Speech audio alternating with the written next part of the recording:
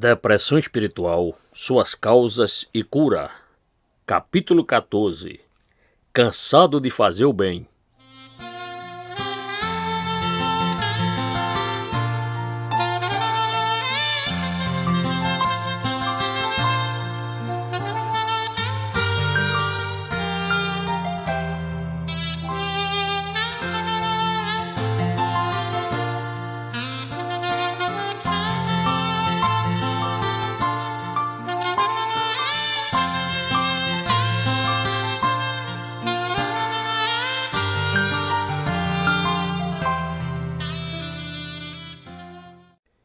E não nos cansemos de fazer o bem, pois no tempo próprio colheremos, se não desanimarmos. Gálatas 6, verso 9. A Bíblia é um livro que foi escrito para ajudar o povo de Deus neste mundo. Isso é verdade especialmente a respeito das epístolas do Novo Testamento, que foram todas escritas por causa de alguma situação que havia surgido nas igrejas. E pensar em termos de um homem que está escrevendo uma tese em seu escritório não é a maneira certa de compreender a mensagem delas. Pelo contrário, o apóstolo Paulo era um evangelista, um homem que viajava muito e, em geral, escrevia uma epístola por causa de algum problema que havia surgido e para ajudar as pessoas a compreender a causa dos seus problemas e a maneira de vencê-los. Ele lidava com as possíveis causas à medida que os problemas surgiam. E podemos ter certeza de que não existe uma causa de depressão espiritual hoje que não tenha sido tratada nas epístolas. As doenças da vida espiritual são sempre as mesmas, nunca variam. As aparências podem ser diferentes, a forma particular em que os problemas se manifestam pode variar. Mas a causa de tudo sempre é o diabo, e ele nunca varia seu objetivo final. Encontramos aqui mais uma causa da depressão espiritual. Ela nos relembra imediatamente de algo que precisamos salientar de novo, como já vimos várias vezes, e isso é a terrível astúcia do nosso adversário. Temos visto a maneira como o diabo tenta os cristãos e os torna miseráveis ao sugerir doutrinas falsas. Observamos a maneira astuta como ele coloca no centro coisas que não deveriam estar lá, ou nos oferece algum tipo novo de religião, a qual é uma mistura de várias religiões. Contudo, agora estamos num clima totalmente diferente. O apóstolo não está preocupado com o perigo de nos desviarmos através de heresias ou erros, ou de aceitarmos alguma seita acreditando que ela seja a fé verdadeira. Não é com isso que ele está preocupado. Aqui o diabo faz algo muito mais sutil, pois, aparentemente, não há nada de errado. O que acontece é que as pessoas simplesmente ficam cansadas e fatigadas, mesmo que estejam caminhando na direção certa. Aqui temos o caso daqueles que estão no caminho certo, estão encarando a direção correta. Estão se movendo na direção certa, mas o problema é que estão se arrastando pelo caminho cabisbaixos. E o espetáculo que apresentam é a antítese do que um cristão deveria ser nesta vida e neste mundo. Talvez a melhor maneira de considerar esta tendência de ficarmos cansados seja examinando-a de forma geral primeiro. É o que poderíamos chamar o perigo de meia-idade. É algo que é verdadeiro não somente a respeito da vida cristã, mas da vida em geral. É o problema da meia-idade, e é algo que se evidencia em todos os aspectos e que teremos de enfrentar mais cedo ou mais tarde à medida que envelhecermos. Muita ênfase é dada à juventude hoje em dia e considerável atenção também aos idosos. Entretanto, estou convencido de que o período mais difícil da vida é a meia-idade. Há certas compensações na juventude e também na velhice, que parecem estar completamente ausentes no período da meia-idade. É algo que todos nós temos que enfrentar. À medida que envelhecemos, nossa elasticidade tende a desaparecer e percebemos uma diminuição das nossas energias e das nossas forças. É algo com que todos estamos familiarizados, se não pela experiência, pelo menos de ouvir outros falando a respeito disso. E não seria também verdadeiro a respeito do trabalho ou da profissão de um homem? E se constitui num problema para muitas pessoas. significa que já ultrapassaram a fase de desenvolver e edificar suas vidas e que atingiram certo nível. Por muitas razões, um desenvolvimento ulterior é impossível. Essas pessoas atingiram certo nível e a dificuldade está em permanecer e prosseguir nesse nível sem o estímulo que as levou até lá. Já aconteceu a muitos homens de negócios os quais acharam ser muito mais fácil estabelecer uma empresa do que mantê-la estável.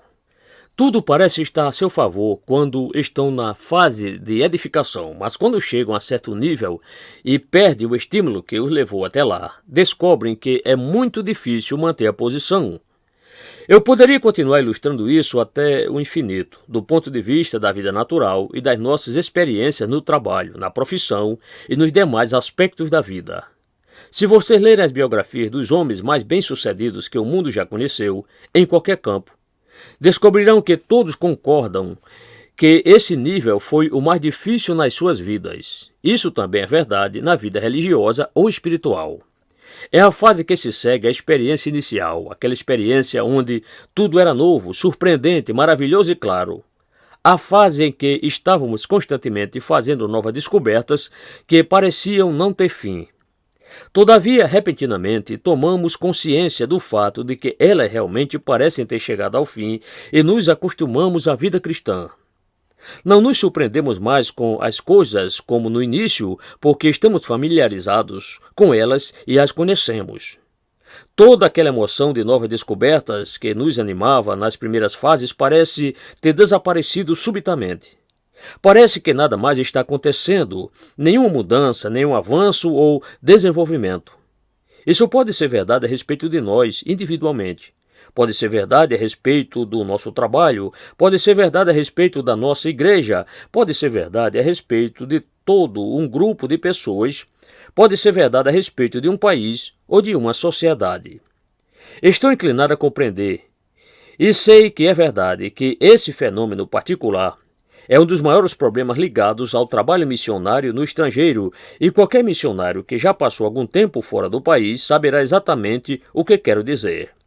É algo que tende a acontecer quando já passaram pela fase de novidades e emoção e o estímulo de fazer algo que nunca fizeram antes, e se acomodam numa rotina fazendo a mesma coisa dia após dia. Então surge essa provação e não a superam mais com aquele ímpeto inicial que parecia ajudá-los a superar tudo nas primeiras fases. É desta condição que o apóstolo trata aqui. Talvez para piorar a situação, haja problemas e dificuldades causadas por outras pessoas e que se acrescentam a expressões já existentes. Essas pessoas talvez façam coisas que não deviam e assim nos ofendem. Como resultado de tais provocações, dificuldades e problemas surgindo num período tão crítico da nossa vida, nós nos cansamos de fazer o bem. Assim, frequentemente, chega um ponto em que o desenvolvimento e o progresso parecem ter cessado e caímos numa espécie de depressão em que não sabemos se o trabalho está se movendo ou para frente ou para trás.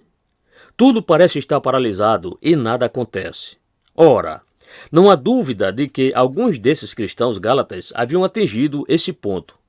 A posição revelada pela nossa análise no capítulo anterior, as doutrinas falsas, heresias e assim por diante, sem dúvida tinha algo a ver com isso.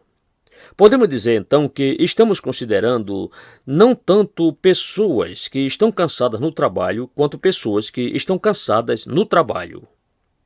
Não nos cansemos de fazer o bem. Essa é a situação. O que diremos sobre ela e o que faremos a seu respeito? Quero dizer, antes de mais nada, que não há aspecto deste grande problema da depressão em que negativos sejam mais importantes do que nesta ocasião particular. Quando nos encontramos nesta condição de fadiga ou cansaço antes de fazer qualquer coisa positiva, há certos pontos negativos que são de importância capital. O primeiro é este. O que quer que sinta a respeito disso, nem sequer considerem a sugestão que virá a vocês de todas as direções, não tanto das pessoas, mas do seu interior, das vozes que parecem estar falando em torno de vocês. Não as ouçam quando começam a sugerir que devemos desistir, que deveriam se entregar ou largar tudo. Essa é a grande tentação que nos assalta neste ponto. O desanimado diz: estou enfadado e cansado. Isso tudo é demais para mim. E não há outra coisa a dizer diante disso a não ser esta negativa. Não ouça. Irmãos, vocês sempre devem começar com esses nãos, no nível mais baixo. E esse é o nível mais baixo. Devem dizer a si mesmos: não importa o que aconteça, não vou desistir. Vocês não devem desistir ou se entregar. Todavia, talvez essa não seja a maior tentação. A maior é aquela que nos coloca na forma do meu segundo preceito negativo. Não se resignem ante a situação. Ainda que haja pessoas que entreguem sua demissão dizendo: eu desisto. Isso não é o que acontece com a maioria. O perigo que a maioria das pessoas corre neste ponto é o de se resignar e perder o ânimo e a esperança. Não entregam os pontos, mas prosseguem nessa condição, sem esperança e sem energia. Para ser mais exato, o perigo neste ponto é dizer: bem, perdi aquele algo especial que eu tinha e obviamente nunca vou recuperá-lo. No entanto, vou prosseguir, por lealdade, cumprindo minha obrigação. Perdi a alegria que tinha, ela se foi e, sem dúvida, foi para sempre. Tenho que suportar isto. Vou me resignar ao meu destino, não vou ser um desertor. Não vou virar as costas, vou prosseguir, embora me sinta tão desesperado com tudo isso, vou prosseguir fazendo o melhor que puder. Esse é o espírito de resignação, ou estoicismo, se preferir, prosseguir suportando tudo. Esse é o maior perigo de todos. E mais uma vez digo que não é perigoso somente no nível espiritual, fato que mais nos preocupa, mas também em cada outro plano da vida. Podemos trabalhar dessa forma em nossa profissão, podemos viver a nossa vida dessa maneira, em certo sentido. Estamos, na verdade, dizendo a nós mesmos: as horas douradas já passaram, os dias de grandeza pertencem ao passado. Talvez nunca mais venha a experimentar isso, mas mesmo assim, vou em frente. De certo modo, parece haver algo maravilhoso nisso, parece haver algo heróico nisso, mas notem que estou me expressando de forma negativa. Na verdade, afirmo que é uma tentação do diabo. Se ele conseguir fazer com que o povo de Deus perca a esperança, isso deixará imensamente feliz.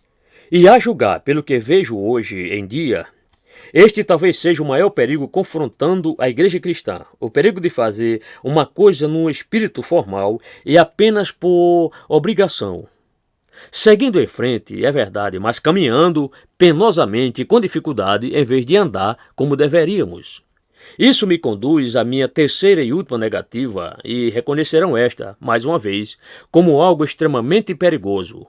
O terceiro perigo de chegarmos a esta condição de cansaço e fadiga é recorrer a estimulantes artificiais. Vocês conhecem essa tentação? Ela tem sido a ruína de muitos homens que edificaram e estabeleceram uma profissão ou uma empresa e depois entraram nessa fase de cansaço e fadiga. Estão conscientes de que não possuem mais o vigor e a energia de antes e não sentem, como se diz, no topo do mundo. Não sabem o que devem fazer a respeito disso e então alguém sugere que o que precisam é de algum tipo de tônico. Todo o perigo ligado ao consumo de bebidas alcoólicas surge neste ponto. Muitos homens que terminaram a vida como bêbados começaram com um traguinho de álcool para ajudá-los a recobrar o ânimo. E muitas pessoas recorrem à droga e muitas outras coisas exatamente da mesma maneira. No entanto, isso tem uma aplicação espiritual muito importante e vital. Tenho visto pessoas na igreja lidando com esse cansaço e fadiga espiritual dessa mesma maneira. Tentam criar algum tipo de estímulo ou adotam novos métodos. Dizem que precisa se estimular para sair daquilo, então inventam algum projeto novo. Vocês já não viram isso muitas vezes nos anúncios que ficam do lado de fora de certas igrejas? Acaso não podem pensar imediatamente em certas igrejas que estão sempre anunciando coisas novas ou achando novas atrações? Tais igrejas estão obviamente vivendo de estimulantes artificiais e tudo é feito com esta ideia em mente. O pastor ou alguma outra pessoa responsável diz: estamos numa rotina Estamos ficando estagnados. O que podemos fazer a respeito disso? Bem, vamos fazer isto ou aquilo. Assim providenciaremos trabalho e atividade. Haverá um novo interesse. Ora, esse tipo de pensamento na vida espiritual ou na vida de uma igreja só pode ser comparado a uma coisa no nível natural, isto é, ao homem que recorre à bebida ou às drogas para despertar seu entusiasmo ou provocar alguma emoção. Obviamente, esta é uma tentação muito sutil e perigosa. Parece tão plausível, parece ser exatamente do que precisávamos e, no entanto, é claro, o terrível engano atrás disso, no sentido científico, é que na verdade estamos nos desgastando cada vez mais. Quanto mais um homem depende do álcool ou das drogas, mais ele esgota a sua energia natural. Além disso, à medida que ele se esgota mais e mais, ele vai precisar de mais álcool ou mais drogas, e assim o processo continua de maneira crescente. E acontece exatamente o mesmo na área espiritual. Essas, então, são três negativas de suprema importância. Passemos agora aos pontos positivos. Devemos evitar essas armadilhas perigosas. Mas será que não há mais nada que podemos fazer? Aqui estamos cansados de fazer o bem, mas o que podemos fazer? A primeira coisa a fazer é uma autoavaliação. Comecem por examinar si mesmos. Não digam que seu estado de melancolia não tem jeito. Não recorram a estimulantes. Parem e digam para si mesmos: bem, por que estou cansado? Qual é a causa da minha fadiga? Certamente, é uma pergunta óbvia. Não se deve tratar uma condição antes de diagnosticá-la. Não se aplica um remédio antes de saber a causa do problema. É perigoso aplicar um tratamento antes de saber a causa. Deve-se diagnosticar primeiro. Portanto, vocês devem primeiro perguntar a si mesmos a razão da sua fadiga e por que estão nessa condição. Há muitas respostas possíveis para essa pergunta. Podem estar nessa condição simplesmente por excesso de trabalho físico. Podem estar cansados no trabalho e não do trabalho. É possível que os homens trabalhem demais, quer seja na área natural, quer na área espiritual, sobrecarregando assim seus recursos físicos e desgastando suas energias. Se continuarem trabalhando demais ou sob pressão, estão destinados a sofrer. E é lógico que, se essa for a causa do trabalho, o remédio de que precisam é tratamento médico. Temos um exemplo marcante disso no Antigo Testamento. Lembram-se do ataque de depressão espiritual que Elias sofreu após o seu heróico esforço no Monte Carmelo? Ele se sentou debaixo de uma árvore e teve pena de si mesmo. Todavia, o que ele realmente precisava era de descanso e alimento. E Deus providenciou as duas coisas. Deu-lhe alimento e descanso antes de lhe dar auxílio espiritual. No entanto, suponhamos que essa não seja a causa do problema. Outra coisa pode ser a causa. E isso é que, com frequência, temos vivido a vida cristã ou realizado o trabalho cristão através da nossa energia carnal. Pode ser que tenhamos feito tudo com nossas próprias forças, em vez de operar no poder do Espírito. Talvez tenhamos trabalhado com uma energia puramente carnal, humana e física. Talvez tenhamos tentado fazer o trabalho de Deus por nós mesmos, e é claro que, se tentarmos fazer isso, só poderá haver um resultado: seremos esmagados, pois é um trabalho muito elevado. E assim precisamos nos autoexaminar, para ver se há algo errado na maneira como vínhamos trabalhando. É possível para um homem pregar através da sua energia carnal. Entretanto, se o fizer, logo estará sofrendo de exaustão e depressão espiritual. Aqui, porém, surge uma pergunta ainda mais importante e muito mais espiritual. Devo perguntar a mim mesmo por que tenho feito este trabalho e qual realmente tem sido a minha motivação. Fui ativo na obra, gostei de fazer o trabalho, mas agora percebo que ele se tornou um peso. E agora tenho que responder à pergunta: qual realmente foi a minha motivação para fazê-lo todo esse tempo? É uma pergunta terrível, porque talvez seja a primeira vez que a fazemos. Achamos tudo normal e supomos que nossos motivos sempre foram puros. Contudo, talvez descubramos que não eram. Algumas pessoas trabalham simplesmente por amor à emoção e entusiasmo do trabalho. Não há qualquer dúvida a respeito disso. Já vi pessoas envolvidas ativamente no serviço cristão porque havia certo grau de emoção envolvido nele. Existem pessoas que não conseguem ser felizes a não ser que estejam envolvidas em algo e não percebem que o fazem simplesmente pela emoção que a atividade oferece. Se vivermos dessa maneira, é certo que logo acabaremos exaustos e fatigados, e também é certo que nosso maior inimigo interno vai entrar em cena, o nosso eu. Na realidade, o que vimos fazendo tinha apenas o propósito de agradar o nosso eu, de satisfazer nós mesmos e de podermos dizer a nós mesmos: como você é maravilhoso e quanta coisa você faz. O eu diz que somos importantes. Temos que admitir que não estávamos sendo motivados a trabalhar para a glória de Deus e sim para nossa própria glória.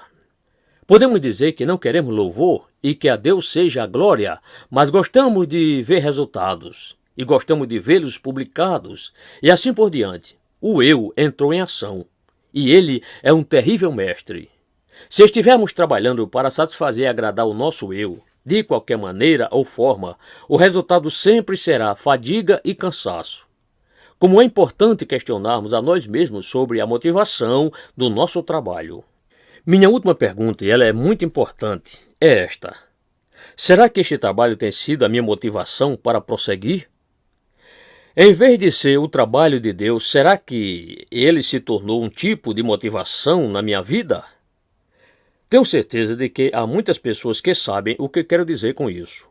Um dos maiores perigos e problemas da vida espiritual é viver das nossas próprias atividades. Em outras palavras, a atividade não está ocupando o lugar que devia, apenas como algo que fazemos, mas se tornou a fonte da nossa motivação para prosseguir. Algumas das maiores tragédias que tenho visto têm sido a vida de homens que não perceberam que por anos viveram na dependência da força e energia das suas atividades. Elas eram a sua motivação, e quando ficaram doentes ou velhos demais para continuar a trabalhar, ficaram deprimidos. Não havia o que fazer consigo mesmos, porque haviam vivido de suas próprias atividades. Suponho que esta seja uma das tendências mais óbvias da nossa civilização. É certamente uma das maiores causas de neurose dos dias atuais. Infelizmente, o mundo ficou tão louco que somos impulsionados por esse terrível ímpeto e correria de vida. E em vez de estarmos no controle, tudo está nos controlando. E finalmente acaba nos deixando exaustos e deprimidos. Quero expor alguns dos elementos principais desse processo vital de autoanálise. Permitam-me enfatizar o princípio.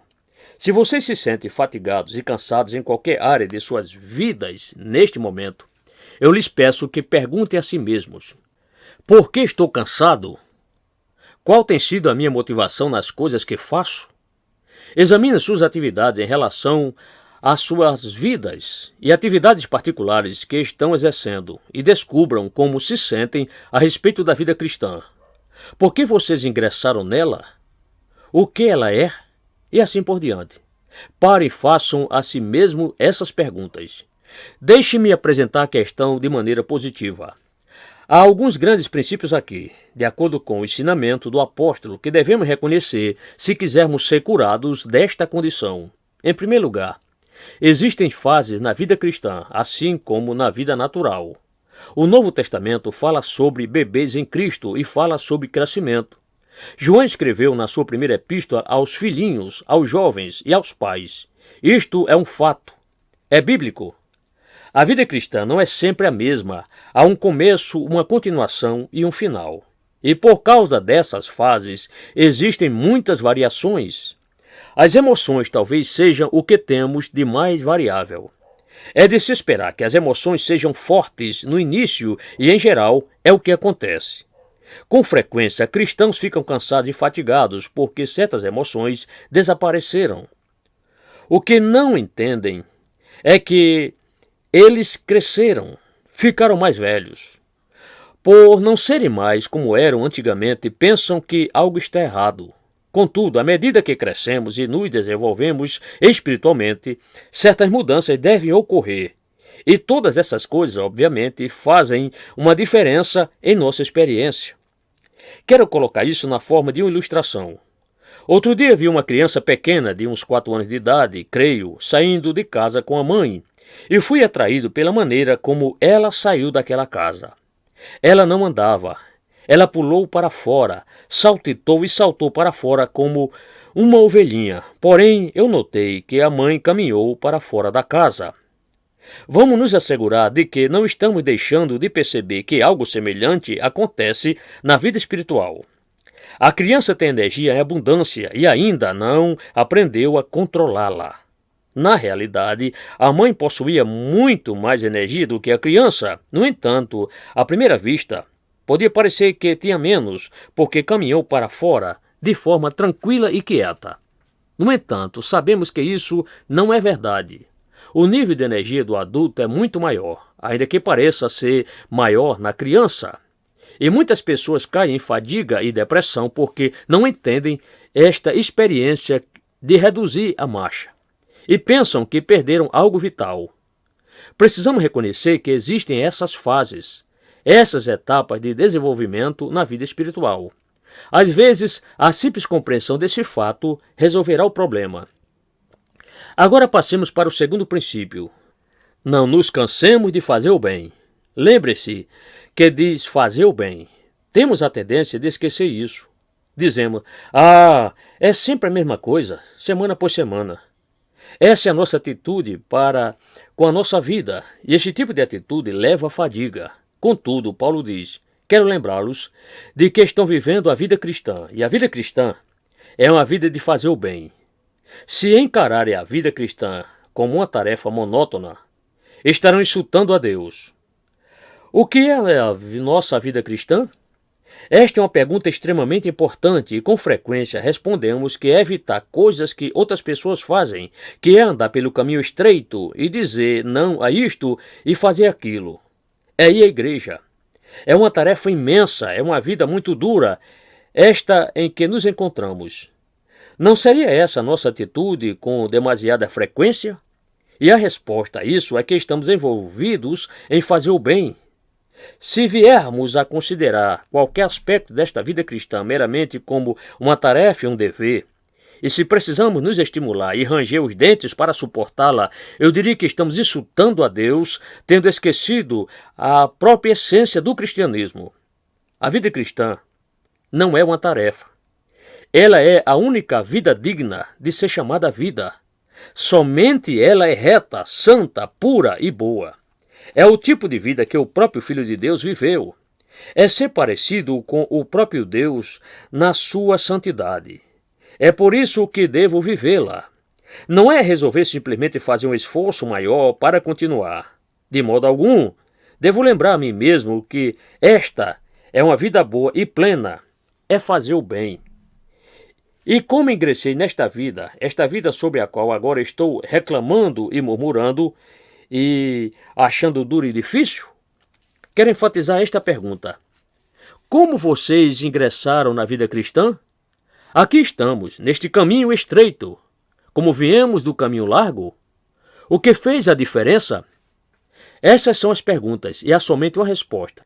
Viemos do caminho largo para o caminho estreito porque o Filho unigênito de Deus deixou o céu e veio a esta terra para nossa salvação.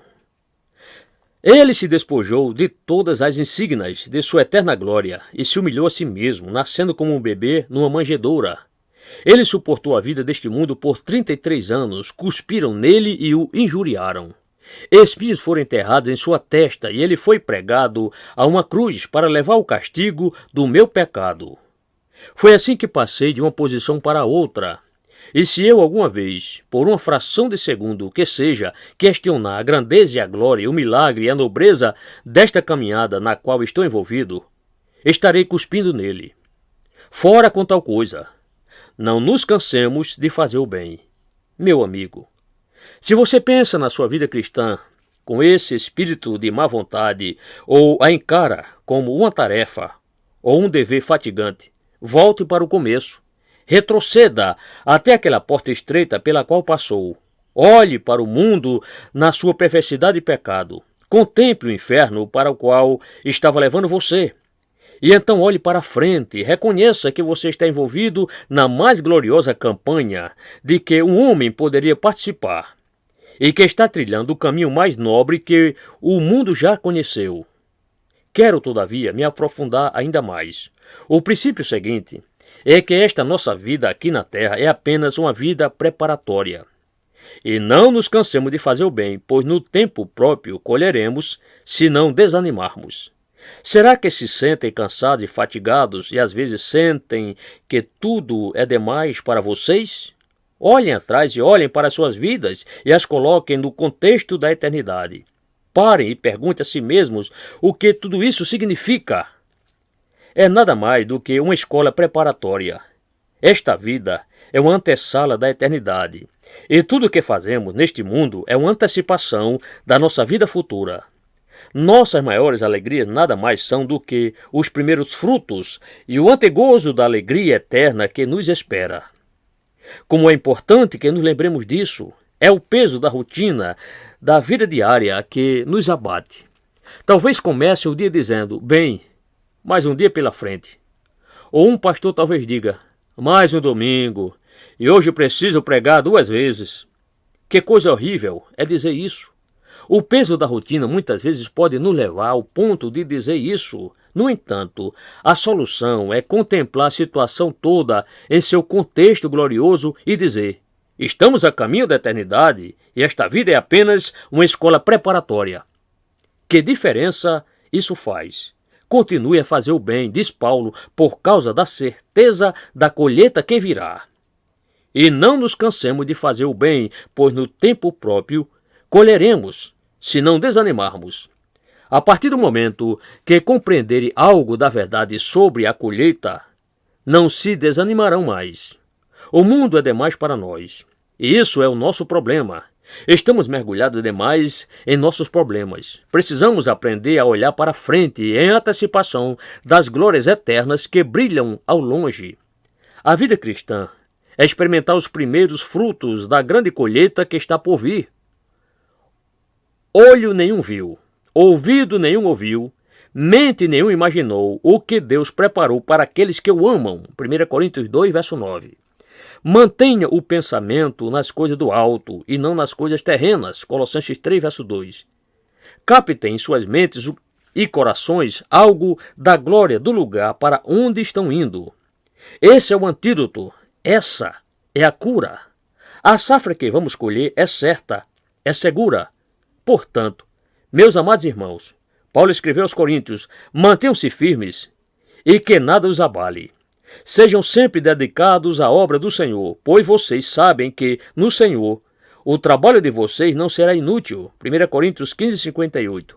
Prossigam com a sua tarefa, sejam quais forem os seus sentimentos, continuem com o seu trabalho. Deus dará o crescimento, mandará a chuva da sua graciosa misericórdia conforme a nossa necessidade. A colheita será abundante, aguardem-na. No tempo próprio, colheremos. E acima de tudo, consideremos o Mestre para quem trabalhamos. Lembremos como ele sofreu e como foi paciente. Observe novamente o poderoso argumento de Hebreus 12.